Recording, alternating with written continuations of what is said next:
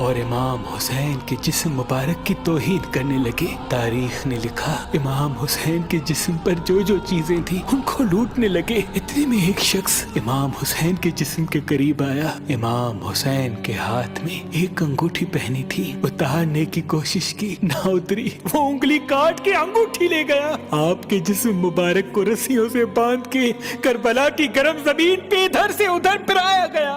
اتنے میں عمر بن سعد نے کہا، اے شمر، حسین اور اس کے ساتھیوں کی لاش کا وہ حشر کرتے ہیں کہ رہتی دنیا تک کوئی بھی یزید کے خلاف آواز نہ اٹھائے۔ سب کے جسم سے سروں کو کاٹ لو اور سب کی لاشوں کو پامال کر دو۔ زمین کربلا گواہ ہے، کہیں سے کوئی قبیلہ اٹھ کے آتا ہے اور کہتا ہے کہ ہم حر کی لاش کو پامال ہونے نہیں دیں گے۔ کہیں بی بی ام لیلا کا قبیلہ آ کے کہتا ہے کہ ہم علی اکبر کا لاشا پامال ہونے نہیں دیں گے۔ کہیں بی بی رباب کے قبائل کے لوگ کہتے ہیں ہم علی اصغر کا لاش پامال ہونے نہیں دیں گے۔ ایک ایک شہید کی لاش پامال ہونے والی جگہ سے ہٹائی گئی۔ تاریخ گواہ ہے صرف رسول اللہ کا اکیلا نواسا کربلا کی گرم زمین پہ پڑا رہا اور مغرب کے گھوڑے مشرق کی طرف، مشرق کے گھوڑے مغرب کی طرف دوڑتے رہے۔